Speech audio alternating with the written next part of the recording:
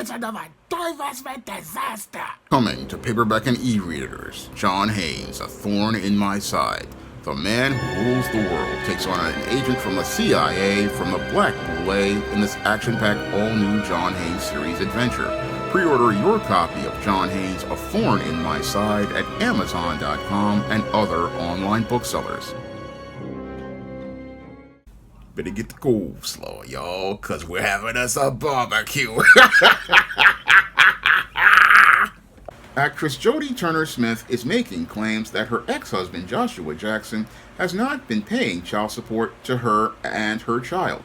Now, according to reports, Jodie Turner-Smith has filed papers with the family court insisting on getting retroactive child support for their 4-year-old daughter and also looking to get $28,000 in spousal support a month for the same time, and is also requesting $250,000 in fees for her attorney and her forensic accountant to be able to cover the divorce proceedings that she's having with her ex-husband, Joshua Jackson. To break it to you, Jodie, but you ain't gonna ever see that money.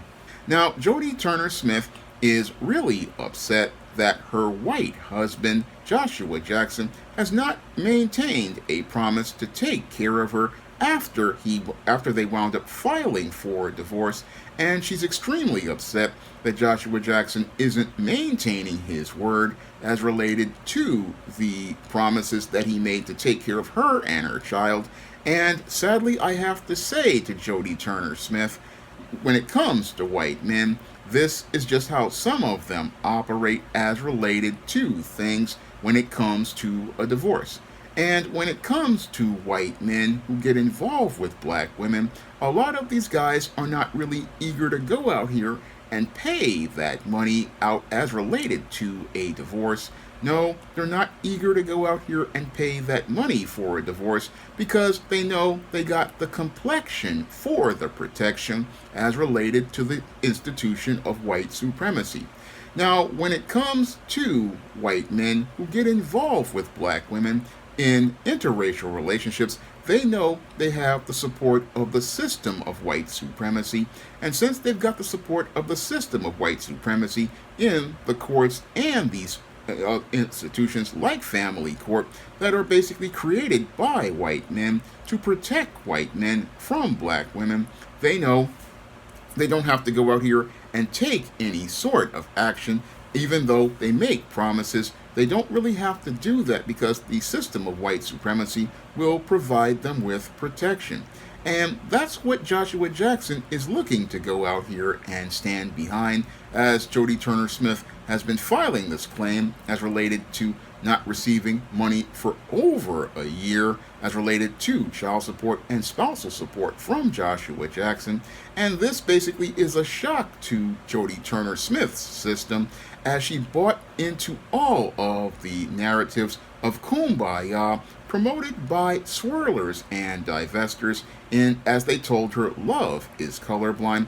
But when it comes down to Joshua Jackson, he really wasn't, I believe, in love with Jodie Turner-Smith. No, he wanted to get his taste of chocolate, and now that he's gotten his taste of chocolate and Jodie Turner-Smith now has a biracial child, Joshua Jackson now wants to go out here and bounce, no different than many of the white guys back in the day who had women in their black women in their lives. They basically want to bounce and be on about their business and be on their business as related to their standard of things, where they leave the black woman to just basically take care of that child on their own. Now, what Jodie Turner-Smith thought was going to go on with Joshua Jackson, because she basically deified and worshipped white men, was she thought that Joshua Jackson was going to be this colorblind Prince Charming who would basically sweep her off her feet and take her to happily ever after. Unfortunately, when it came to Joshua Jackson, he basically wound up looking to conform to the standards of white supremacy in order to continue getting jobs in the institution of the media arm of white supremacy, which is Hollywood. And optically, for an actor who's working out here, they don't really see how getting involved with a black woman, again, works for them as related to maintaining their image. So what many white men will do, again, is after they have their taste of chocolate, go out here and look to leave that black woman in order to continue getting jobs with the media arm of white supremacy. And that's possibly what happened here with Joshua Jackson, because he wanted to continue maintaining his optics with the white women who were the ones who were the big draw for his business as related to being an entertainer. He wanted to continue maintaining that draw with most of the white females. So he basically got this divorce, and then again, as he was getting this divorce, he then looked to, again, some say had a relationship with Lupita Nyong'o, who he basically treated like a side piece, and again, is not looking to marry that woman. No, Joshua Jackson basically wants to go out here and continue getting those jobs, and what he wants to do is put distance between himself and Jodie Turner-Smith in order to keep working in the media arm of white supremacy. And sadly, Jodie Turner-Smith didn't see this, as she was mesmerized by those crystal blue eyes and creamy white skin of Joshua Jackson. No, as she was spellbound by those crystal blue eyes and that creamy white skin, she basically was so enamored by this guy that as she was married to him, she compromised her own dignity by posing nude on a balcony before the Golden Globes, but sadly couldn't see how she was going to be ass out as related to this relationship, because when it comes to relationships, white men have a whole different mindset than black women believe. No, when it comes to white men, most white men basically see a marriage as a business, and when the business isn't making them any money, what they do is go out and look to end the relationship. And sadly, Jodie Turner-Smith didn't get the memo on how marriages are commodified for white men, and Joshua Jackson basically seeing that there was no more money he could make as related to the Hollywood types, basically looked to end the relationship, and looked to end the relationship because he wanted to profit from continuing to get roles. And Jodie Turner-Smith is sitting there now, basically again, ass out once more, because she doesn't really see the overall end game as related to this whole situation. She doesn't see the overall end game as related to white supremacy and interracial relationships between black women who divest and white men, because that relationship is completely different than the relationship between a black woman who makes more money and a poorer white man like Gabriel Aubrey, because under the reflexive properties of white supremacy, yes, they'll make the black woman like Halle Berry, who makes more money than a white man who makes less, go out here and they will go out here and look to get that child support or spousal support from that black woman. However, in the case of a white man, the courts will basically look to drag their feet. They'll look to drag their feet for years because they don't want to go out here and take money out of the white man's pockets, because white supremacy looks to enrich white men. It looks to give white men profits for their money. And they don't want to go out here and mess up that man's assets in any way, shape, or form. And that's where Jodie Turner-Smith basically is at a point where she ain't gonna see no money for a really long time. No, Jodie Turner-Smith ain't gonna see no money for an extended period of time. They will basically drag this case out in court for years, and sadly, this is what Jodie Turner-Smith doesn't understand when it comes to white supremacy and these swirlers and divestors. They don't really see them as a priority. No, many of these women basically go out here and think that we're going to get involved with one of these white men, think things are going to be better because they're spellbound by the fairy tales and narratives they've been told about these Prince Charmings by people as related to the swirling and divesting narratives.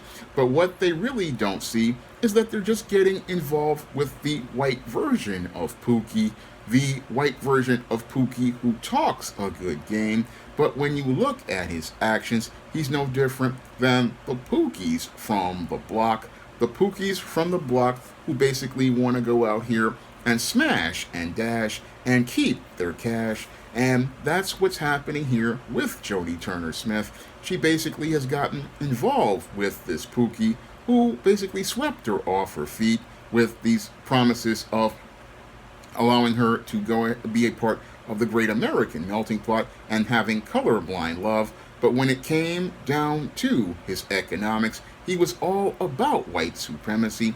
When it came down to his money, he was all about looking to get with the white supremacists and looking to get that protection for that his complexion afforded him as related to his business. Because when it came to Joshua Jackson overall, he might be a part of leftist Hollywood, but when it boiled down to his economics, he's participating in the same anti-black racism that many of the white supremacists participate in when they go out here and deny black men employment opportunities. I mean, he's participating in the same thing, again, making sure that this black woman doesn't get any money, because for him, he doesn't want his dollars to go to this black woman. Again, it's all about him and his optics as a Hollywood star.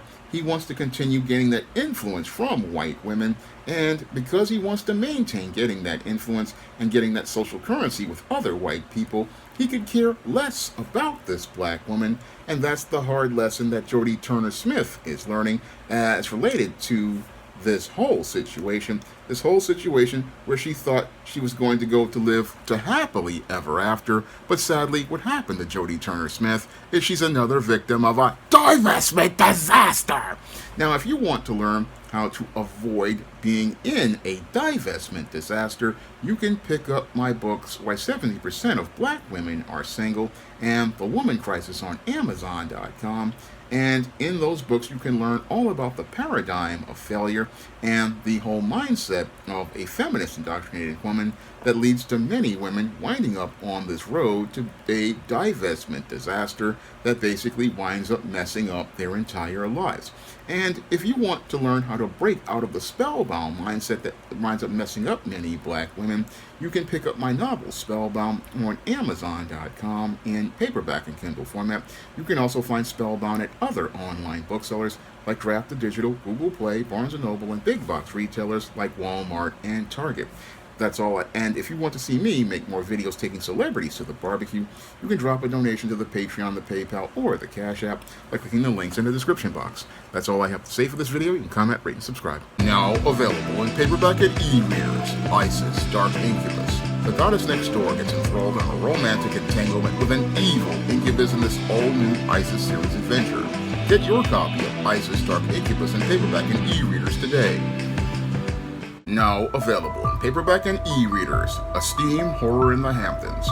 The aspiring angel tries to escape a house of horrors in this action-packed, all-new Esteem series adventure. Get your copy of Esteem Horror in the Hamptons in paperback and e-readers at online booksellers everywhere.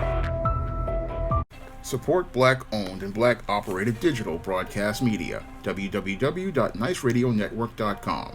Nice Radio Network, broadcasting 24 hours a day, 7 days a week.